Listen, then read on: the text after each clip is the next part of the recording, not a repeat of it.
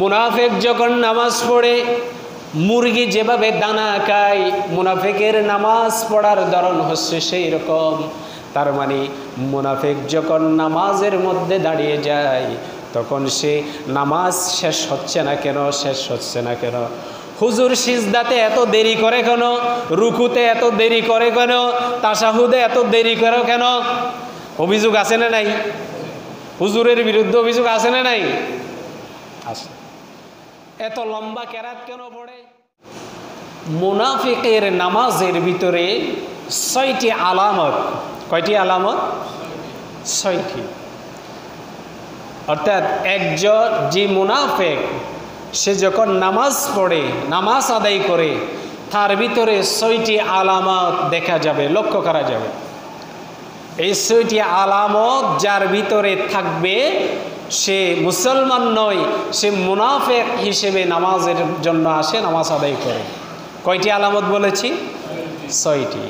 এই ৬টি আলামতের কোনো একটা অংশ যদি আমাদের ভিতরে থাকে, আল্লাহ সুবহানাহু ওয়া তাআলা এই ধরনের বৈশিষ্ট্য থেকে আমাদেরকে হেফাজত করুন। সবাই বলি আমিন। এবং আমরা এখান থেকে বাঁচার চেষ্টা করব ইনশাআল্লাহ। ১ নম্বর, মারাআতুন নাসু ফিস সালাত। এরা মানুষকে দেখানোর জন্য নামাজ আদায় করে। কাকে দেখানোর জন্য? অর্থাৎ কেউ তো মুখেই বলে না যে আমি যে নামাজ পড়ি বা আমি ৫ ওয়াক্ত নামাজ পড়ি, এটা কারো কাছে হাজিরা দেয় না, কিন্তু মনে মনে, অন্তরের ভিতরে, কলবের ভিতরে একটা বিষয় লালন করে যে আমি যে এখানে বসে থাকছি, যে বয়স হয়ে গেছে, বা আমি যে এখানে বসে আছি, গল্প গুজব করতেছি, মানুষেরা বলবে মনে হয় যে আমি বেনামাজি, নামাজ পড়ি না, তাই তাড়াতাড়ি একটু মসজিদে যাই। এরকম যাদের অন্তরের ভিতরে থাকবে, আসবে, বুঝতে হবে তার ভিতরে মুনাফিকি বৈশিষ্ট্য আছে। বলি নাউযুবিল্লাহি মিন যালিক। তাহলে মুমিনের বৈশিষ্ট্য কি? এক নামাজ শেষ হয়েছে আর এক নামাজের জন্য অপেক্ষা করতে থাকা, এটা হচ্ছে মুমিনের চরিত্র। বলি আলহামদুলিল্লাহ। আমি আসরের নামাজ শেষ করলাম জামাতের সাথে, এবং নামাজ শেষ হওয়ার পরে তাসবিহ, তাহলিল এগুলা শেষ করার পরে আমার কলবের ভিতরে এটা আসতে হবে, আল্লাহ আমি যে আসরের নামাজ শেষ করেছি, ঠিক জামাতের সাথে যেভাবে তোমার গোলামি করলাম, সেইভাবে মাগরিবের নামাজটাও যেন আমি জামাতের সাথে আদায় করতে পারি, তুমি আমাকে তৌফিক দান করো। বলি আলহামদুলিল্লাহ। এরকম ইচ্ছা যে মুমিনের অন্তরের ভিতরে থাকবে তাকে বলা হবে ঈমানদার। আর যার ভিতরে এই ইচ্ছা, এই কামনা, এই আকাঙ্ক্ষা থাকবে না, সে কি? আওয়াজ দিয়ে বলেন নাকি? মুনাফিক। তাহলে মুমিনের বৈশিষ্ট্য হচ্ছে এক নামাজ শেষ করেছে আর এক নামাজের জন্য প্রস্তুতি নিতে হবে।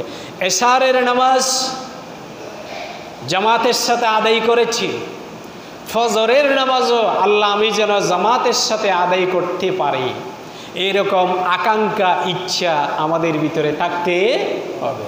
কিন্তু এটা দুর্ভাগ্যজনক বিষয় যে আমাদের দেশে বা আমরা এশার নামাজ যেভাবে পড়ি, কিন্তু ফজরের নামাজ ঠিক সেভাবে জামাতে আদায় করি না, ঠিক কিনা? অথচ দেখেন, শুধু আমাদের এই মসজিদের কথাই বলে, এখানে যেটা শুনি আর কি, ফজরের সময় ২-৪ জনও হয় না নাকি, অথচ এশার সময়, মাগরিবে, আসরে, জুহুরে মানুষ এখানে পরিপূর্ণ হয়। অথচ আমরা যারা আশেপাশে এখানে আছি, আমরা যদি আসি তাহলে তো এরকম অবস্থা হওয়ার কথা না। ২-৪ জন, ৫ জন এইরকমের চাইতে বেশি হয় না ফজরের সময়। তার মানে বোঝা যায় কি, ফজরের নামাজ আমাদের জামাতের সাথে পড়তে কষ্ট হয়। এবং আরেকটি হাদিসের ভিতরে আল্লাহ রসুল সাল্লাল্লাহু আলাইহি ওয়াসাল্লাম বলেছে, যে ব্যক্তি ফজরের নামাজ জামাতের সাথে আদায় করে না, তার ভিতরে মুনাফিকের লক্ষণ আছে। অর্থাৎ মুনাফিকের লক্ষণ যদি ত্যাগ করতে হয়, ছাড়তে হয়, তাকে অবশ্যই ফজরের নামাজ জামাতের সাথে আদায় করতে হবে। এটা যদি আমরা ছাড়তে না পারি, ফজরের নামাজ যদি জামাতের সাথে আদায় করার অভ্যাস যদি করতে না পারি, তাহলে বুঝতে হবে আমাদের ভিতরে মুনাফিকিতার লক্ষণ আছে। আল্লাহ আমাদেরকে ফজরের নামাজ জামাতের সাথে আদায় করার তৌফিক দান করুক, সবাই বলে আমিন। তাহলে কি, যারা নামাজ পড়ে, যারা মুনাফিক, তারা মানুষকে দেখানোর জন্য নামাজ পড়ে। তাহলে যিনি ইমানদার ব্যক্তি, যার ভিতরে আকাঙ্ক্ষা থাকে যে আল্লাহ আমি জোহরের নামাজ জামাতে আদায় করেছি, আমাকে তুমি আসরের নামাজের জামাতে আদায় করার তৌফিক দাও। আল্লাহর কাছে মনে মনে এটা ইচ্ছা করে, আকাঙ্ক্ষা করে তার মনে, আসরের নামাজ জামাতে আদায় করেছি, আল্লাহ মাগরিবের নামাজটাও যেন আমি জামাতে আদায় করতে পারি, মাগরিবটা আদায় করেছি, এশার নামাজটাও যেন জামাতে আদায় করতে পারি। তাহলে ওই ব্যক্তি যার ভিতরে এক নামাজের পর শেষ করার পরে আর এক নামাজের আকাঙ্ক্ষা যার ভিতরে থাকবে, আল্লাহর ওই গোলাম অবশ্যই ফজরের নামাজ জামাতের সাথে আদায় করবে, ঠিক কিনা? তাহলে আমাদেরকে চেষ্টা করতে হবে যে আমি যেন ফজরের নামাজ জামাতের সাথে আদায় করতে পারি, এই ইচ্ছা আকাঙ্ক্ষা আমার ভিতরে থাকতে হবে। তো মুনাফিক যে নামাজ পড়ে, সে মানুষকে দেখানোর জন্য নামাজ পড়ে, যে আমি যে নামাজি, যে আমি নামাজ না পড়লে মানুষেরা বলবে মনে হয় যে আমার আশেপাশে যারা আছে তারা হয়তো কিছু ভাবতে পারে, বলতে পারে, এরকম ইচ্ছা নিয়ে যারা নামাজে আসে এরা কিন্তু মুনাফিক। তাহলে মসজিদে আসতে হবে কার বই নিয়ে? আওয়াজ দিয়ে বলেন, কার বই নিয়ে? কার ভালোবাসা নিয়ে? আল্লাহর ভালোবাসা। তাহলে এই নামাজের ভিতরে মজা আছে, আনন্দ আছে এই নামাজের ভিতরে। এরপরে 2 নাম্বার, তাখিরুস সালাতু আন ওয়াক্তাহা।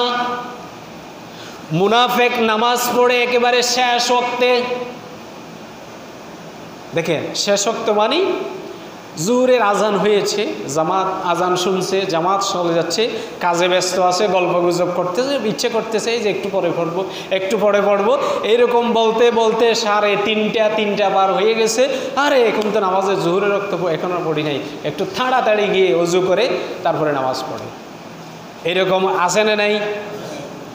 এরকম অভ্যাসওয়ালা মুসল্লি আছে না নাই? আছে। এরা মুনাফিক। এগুলা হচ্ছে মুনাফিকের নামাজ। মুসল্লি ইমানদারের কাজ হচ্ছে আজান শুনেছে, ব্যবসা বাণিজ্য বন্ধ, অফিস আদালত বন্ধ, চাকরি বাকরি বন্ধ, স্থগিত রেখে সাথে সাথে মসজিদে যাইতে হবে, নামাজ শেষ আবার কাজে যোগ দেব। এটা হচ্ছে ইমানদারের কাজ। আমরা পারবো তো ইনশাআল্লাহ? কিন্তু এরপরও দোকানে, চায়ের দোকানে আড্ডা, গল্প গুজব এগুলার ভিতরে থাকে। তাহলে মুনাফিকের যে 2 নম্বর বৈশিষ্ট্য, সেটা কি? সে সবসময় চেষ্টা করে একেবারে শেষের দিকে নামাজ পড়তে।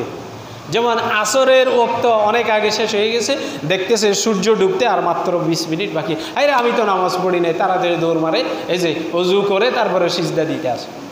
এরকম আছে না নাই? আছে। এরপরে আসেন 3 নম্বর, নাকরাস সালাকা কানাকরিদ দিক।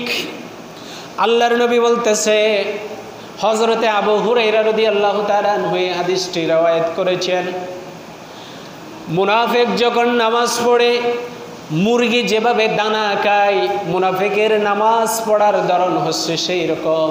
তার মানে মুনাফিক যখন নামাজের মধ্যে দাঁড়িয়ে যায়, তখন সে নামাজ শেষ হচ্ছে না কেন, শেষ হচ্ছে না কেন, হুজুর সিজদাতে এত দেরি করে কেন, রুকুতে এত দেরি করে কেন, তাশাহুদে এত দেরি করে কেন? অভিযোগ আছে না নাই? হুজুরের বিরুদ্ধে অভিযোগ আছে না নাই? আছে। এত লম্বা কেরাত কেন পড়ে, রুকুর মধ্যে এতক্ষণ থাকে কেন, সিজদাতে এতক্ষণ থাকে কেন, তাশাহুদ এত লম্বা পড়ে কেন, আস্তে আস্তে এত দেরি করে কেন? বুঝতে হবে যে মুসল্লি এই অভিযোগ, এই কথাগুলো যার মুখ দিয়ে বলে, তার মতো মুনাফিক একটাও নাই। বলি নাউযুবিল্লাহি মিন যালিক।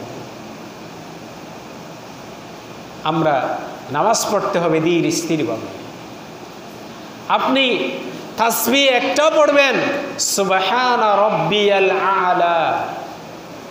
এখন তো আমরা মারি সুবহান রাব্বিয়াল আলা, সুবহান রাব্বিয়াল আলা, মানি কেমনে দূর তাড়াতাড়ি মেরে দৌড় মারতে হয় এভাবে। তাহলে মুনাফিকের 3 নম্বর আলামত হচ্ছে নামাজ যখন আসবে নামাজের ভিতরে সে তাড়াহুড়া করতে থাকবে। আল্লাহ সুবহানাহু ওয়া তাআলা সেটাই বলেছে, এই যে আমরা শুরুতে বলেছি, ইন্নাল মুনাফিকিনা ইউখাদিউনাল্লাহ ওয়া হুয়া খাদিউহুম। মুনাফিক আল্লাহকে ধোঁকা দিতে আসে, অথচ সে নিজেকে ধোঁকা দিচ্ছে এবং আমি তাকে ধোঁকা দেওয়ার সুযোগ করে দিয়েছি। তার মানে মুনাফিক যখন নামাজের জন্য আসে, নামাজে দাঁড়ায়, তখন তার ভিতরে খুব তাড়াহুড়া চলে আসবে। হুজুর নামাজ শেষ করতেছে না কেন, এত দেরি হচ্ছে কেন, নামাজটা যেন তাড়াতাড়ি শেষ করে দিয়ে আমি যেন চলে যেতে পারি। এই মন মানসিকতা নামাজের ভিতরে যার, এইটা জপতেই থাকবে, যে কল্পনায় করতেই থাকবে, বুঝতে হবে তাই সে মুনাফিক হিসেবে এসেছে। নাউজুবিল্লাহি মিন যালিক। আমাদের ভিতরে যদি এই কালচার, এই অভ্যাস, এই চিন্তা যদি থাকে, আল্লাহ আমাদেরকে মাফ করুক। সবাই বলে আমিন। আমরা এই ধরনের চিন্তা থেকে দূরে থাকব। এই চিন্তা নিয়ে যদি নামাজে আসি, ওই মুসল্লি নামাজের ভিতরে কোনো মজা হবে না। এই মুসল্লিদেরকে আল্লাহ সুবহানাহু ওয়া তাআলা ওয়াইল বলেছে, ধ্বংস বলেছে। ফাওয়াইলুল লিল মুসাল্লিন আল্লাযীনা হুম আন সালাতিহিম সাহুন। ওই সমস্ত মুসল্লিরা ধ্বংস, ওয়াইল নামক দুযোগে তাদেরকে নিক্ষেপ করা হবে, যাদের নামাজের ভিতরে খুশু ঠিক থাকে না, নামাজের বিষয়ে তারা তাড়াহুড়া করে, নামাজের বিষয়ে তারা যত্ন নেয় না। আল্লাহ সুবহানাহু ওয়া তাআলা তাদেরকে ওয়াইল নামক জাহান্নামে নিক্ষেপ করবে। জাহান্নামের নাম একটা ওয়াইল আছে না? কথা বলেন না? ওয়াইল নামক জাহান্নামে তলদেশে পৌঁছতে 40 বছর লাগবে। আল্লাহু আকবার। তাহলে কত গভীর হবে? 40 বছর তো এখন হায়াতও পাই না অনেকে। আপনি 80 বছর 100 বছর নামাজ পড়ছেন, এক ওয়াক্ত কবুল হয় নাই।